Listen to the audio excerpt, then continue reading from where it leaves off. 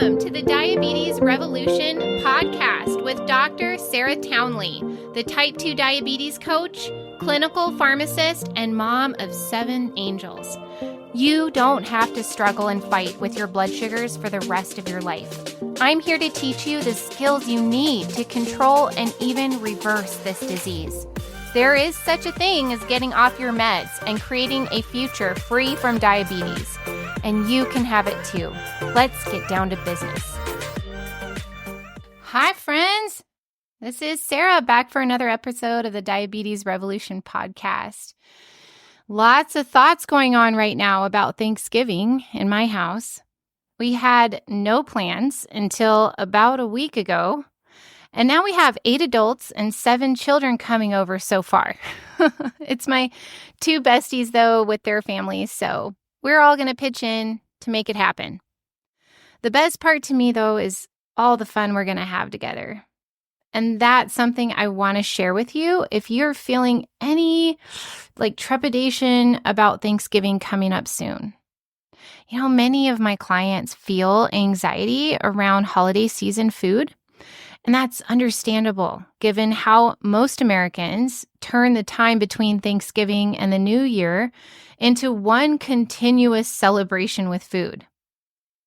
You know, it's the same feeling you'd have sailing into a storm, the uncertainty, the foreboding, the fear sometimes of loss of control. You know, it's challenging. Probably one of the most challenging circumstances to navigate as an intentional eater that prioritizes health and vitality over temporary and possibly destructive pleasure. But guess where we grow? We grow when we're challenged and uncomfortable. So it's just another opportunity for self-mastery. It's like, what skills do you need to sail right through this season and become even healthier and more committed to yourself? Here's my answer to that, having done this work with myself and with dozens of clients. Number 1, you need to get clear with yourself of your priorities. What matters most to you? Do you want to enjoy the foods that bring you pleasure or nostalgia, even if it means no progress for a brief time? Or do you want to continue to create progress and healing without interruption? There's no right or wrong answer. It's just a matter of you getting clear with yourself on what is most important to you right now. Number 2, you need a plan. Realizing this holiday season is really made up of just a few important days, and that includes just a few important meals. Everyone else is going to eat holiday food at work, at home, at gatherings, almost daily for 5 weeks straight. That can be a problem. A few special meals is not. So shrinking this problem from 5 weeks to 3 or 4 meals immediately relieves a ton of pressure and stress. Plan for the day-to-day as business as usual. You can even eat ahead of parties or gatherings so that you can take or leave what's offered without the drama of hunger. And then for the special occasion meals, make a separate plan, one that honors your priorities and feels doable to you, not so perfect or ideal that you can't really stick to it. Make it doable. Going into these events without a plan leaves you open to a lot of mind noise, overeating, overdrinking, mindless eating, people-pleasing eating, and probably a lot of regret over high blood sugars, gained weight, loss of momentum, eroded self-trust and confidence. Give yourself a good chance at successfully enjoying your holiday meals without the guilt. Just plan. And 3, the last piece I'll offer you here is focus your mind on all the pleasure that is available to enjoy that isn't the food. Being with your favorite people, connecting, laughing, sharing our best memories. Think about what you can include to amplify those days of connection. You know, like games, photo albums, sleds and snow gear for us, music, decorations, crafts, anything you enjoy. then direct your attention to that on purpose.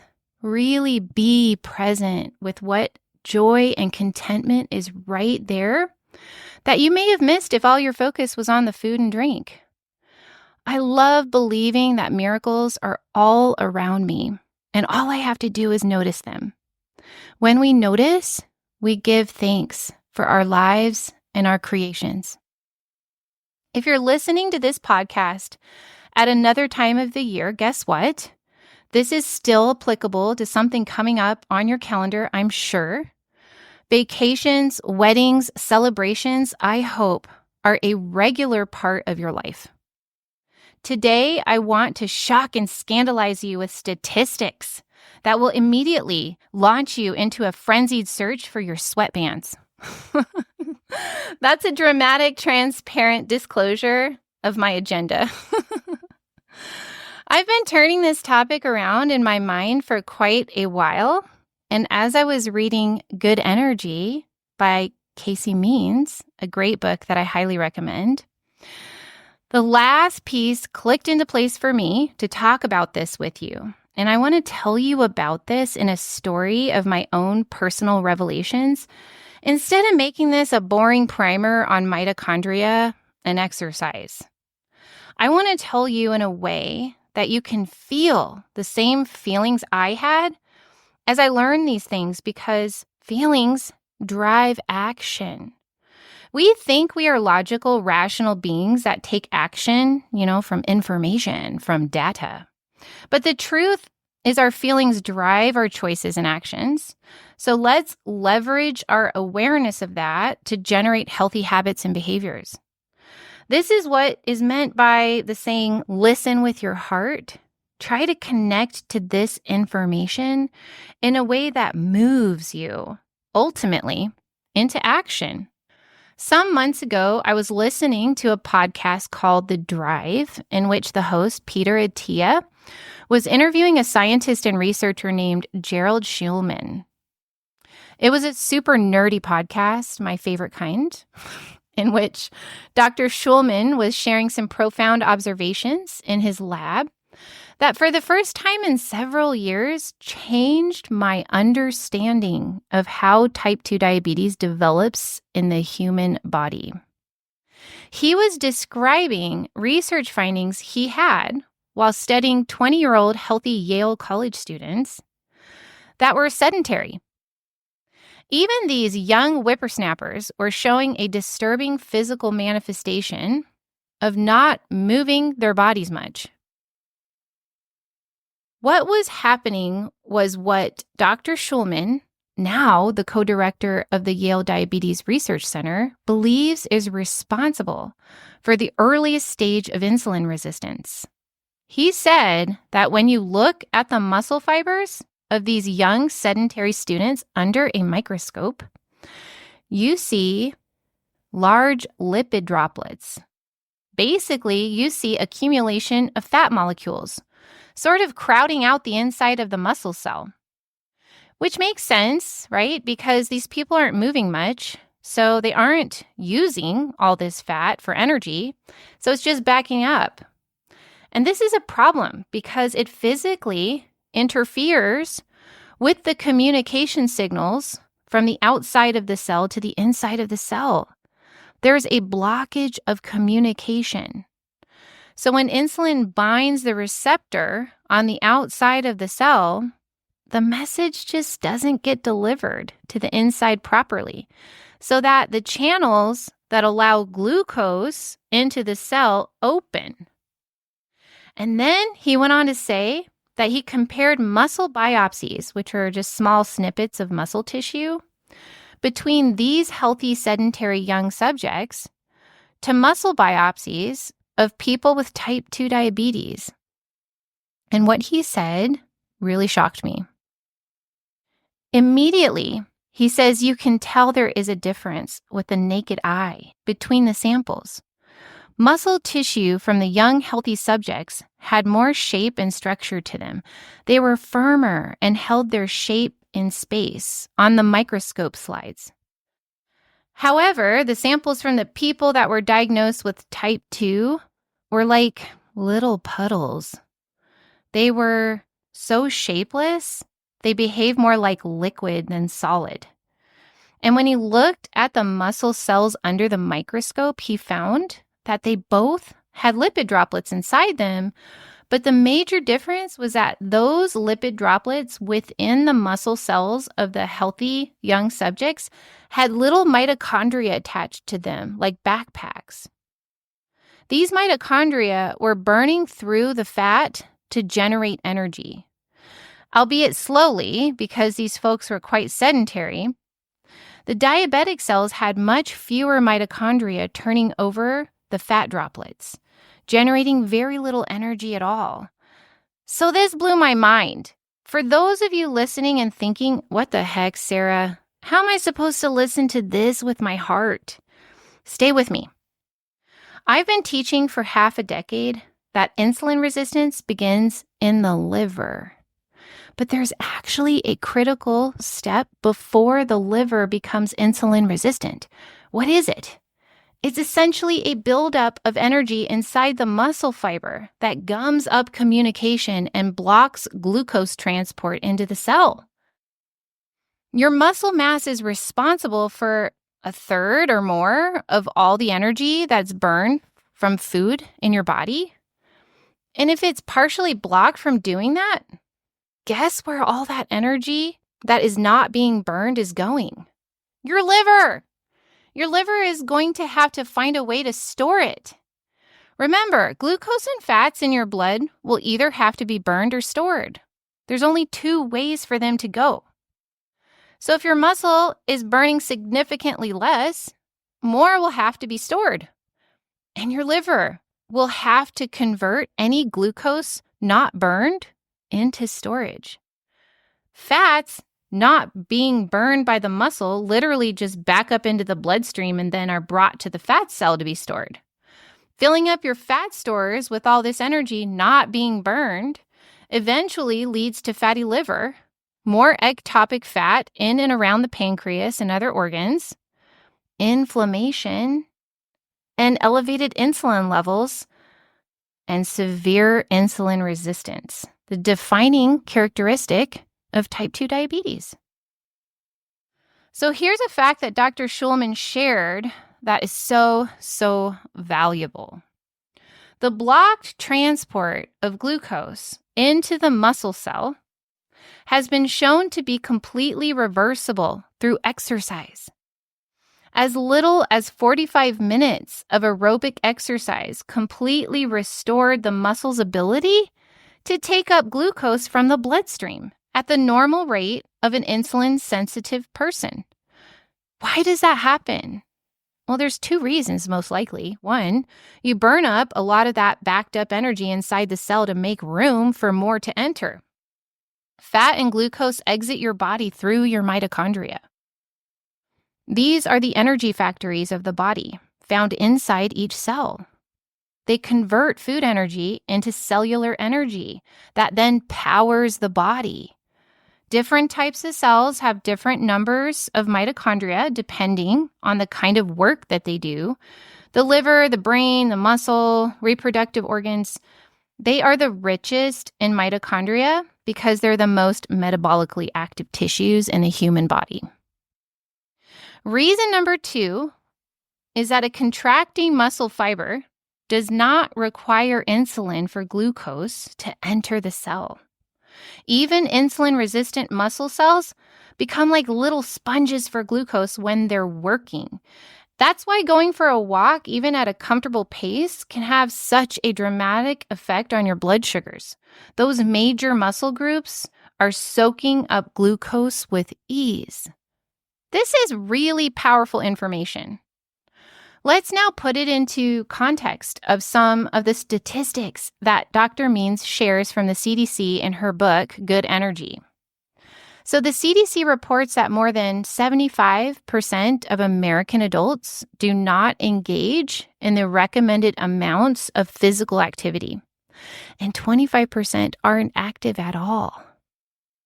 On average, American adults are only getting about 3,000 to 4,000 steps per day, which is less than 2 miles. Contrast that with the 20,000 steps per day that the average modern hunter-gatherer takes. Americans are spending on average 80% of their time sitting. Contrast that with the less than 10% total time spent sitting of the typical modern hunter-gatherer. Why am I mentioning modern hunter-gatherers? Because these populations model the lifestyle our human bodies evolved with. They're designed to move a lot. What happens when we don't? Well, I explained to you what Dr. Schulman saw with his eyes inside the body. But here's some data that really drives home the power of exercise. Walking 10,000 steps per day on average has been associated with a 50 to 70% lower risk in premature death, among other things, like a 50% reduction in dementia, a 44% lower risk of developing type 2 diabetes. A type 2 diabetic that exercises regularly clears glucose from the blood at almost the same rate as a healthy person.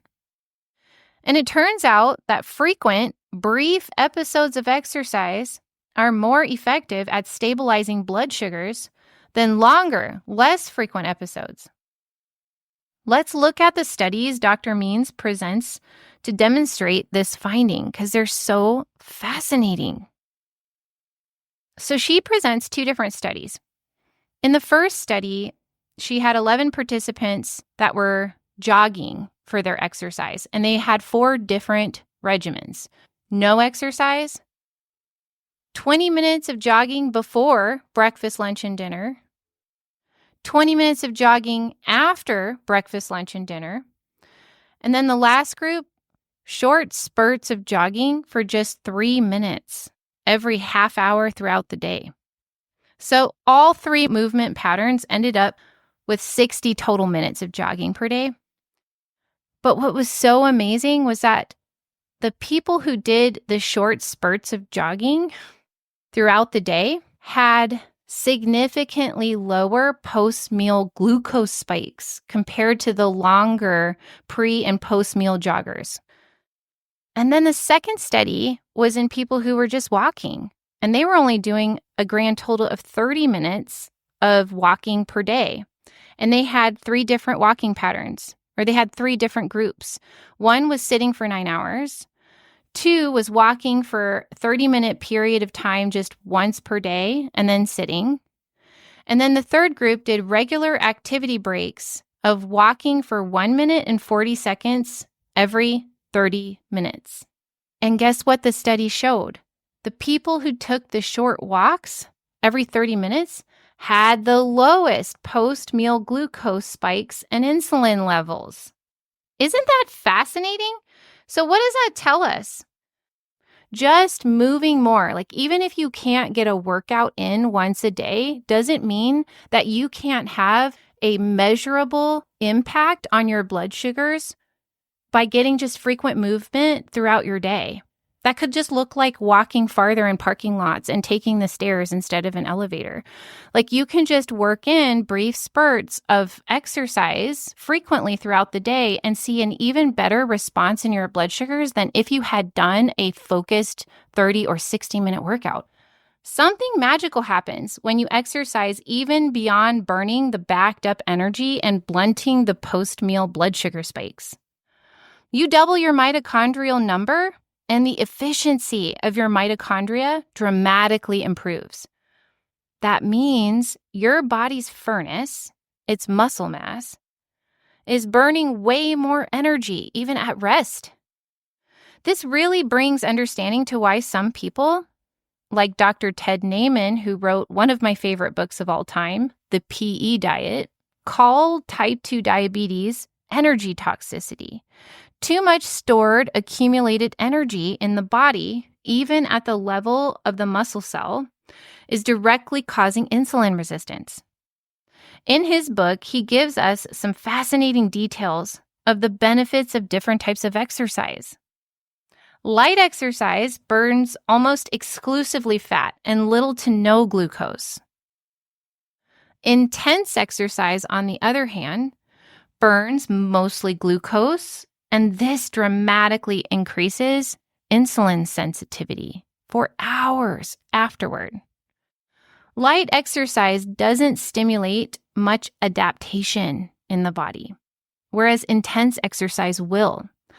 These types of adaptations are things like muscle growth, new mitochondria production, increased cardiac output, and stamina. He makes a strong point that doing some amount of intense exercise has a much higher return on investment of time because of these adaptations. High-intensity exercise can raise your metabolic energy expenditure 1,000 times of that at rest. It rapidly depletes stored glucose, also called glycogen, and this raises fat burning all day long, also known as the afterburn. Given that you don't eat a big dose of carbs right after your workout, this is powerful to know. The core concept of the book Good Energy is that we want to promote and preserve healthy mitochondrial, aka metabolic function. When it's impaired, she calls this bad energy. I love that. It's powerfully simple. There's quite a bit more to this than exercise, but for this podcast, I really want to impart to you how critical, how transformationally healing physical movement is for our bodies. If you're a person who has deprioritized or resisted moving your body, I want to plant within your mind the revelation of what this tool can offer you. The clients that I work with who work out regularly, especially daily, get the fastest and the most impressive results. So what kind of exercise is best? Have I convinced you yet? You know what? Research says all kinds produce measurable benefit. That means do what you enjoy, or at least what you have the least resistance to doing. I'll give you some guidelines of what to shoot for eventually as the ideal, but any progress is good progress. Number 1, get at least 7,000 steps a day. And then, once that feels normal to you, work toward more than 10,000 steps every day. This will require you to move often, just living your life. Number 2, get in resistance training consistently. If you're not doing any, I recommend starting with 1 upper body, 1 lower body, and 1 core body focus session per week. You can even combine upper body and core into one day. You can do this based on your ability and fitness level, however you choose. Home, gym, personal trainer, classes, home videos, YouTube is my favorite. Weights, just body weight, whatever makes sense and minimizes your chance of injury and the obstacles in the way to getting it done. I hired my own online personal trainer this year and learned so much about proper form and mind-muscle connection in the 3 months that we worked together.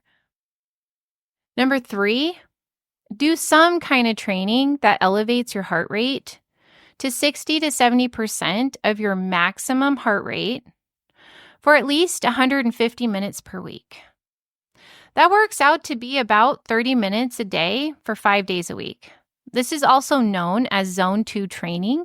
You may have heard about this. And you can use a simple formula to calculate your Zone 2 heart rate by simply using Google. Please be safe and get clearance from your doctor if you have any known medical concerns that have to be considered. I use a Fitbit watch to tabulate my weekly zone minutes. It just tracks it. And also, it tells me what my heart rate is. Don't let yourself get overwhelmed by this.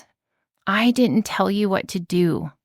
You don't have to do anything. You're a grown, I like to say I'm a grown-ass woman and I can do whatever I want. You can borrow that too. If you are far from this ideal that I just laid out, just start with 1.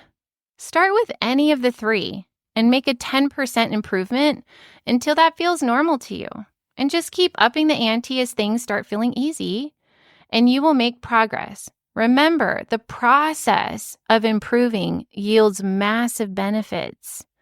Any improvement is better than where you are now.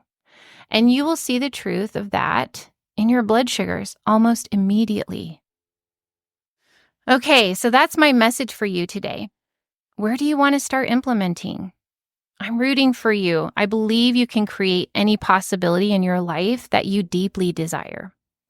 If you want my support, get a hold of me through my website, sarahtownley.com. And until the next episode, remember that I love you. Okay, don't leave yet. You're going to want to hear about this. If you love my podcast, if I'm the only sane voice you've found on this subject, if I've already helped you, you need to check out my online course. It's a start to finish, step-by-step video course that teaches you all the tools you need to know to beat this disease. You can find it on my website, sarahtownley.com, along with lots of other free tools that will make taking care of your diabetes so much easier. So get over there right now. See you there.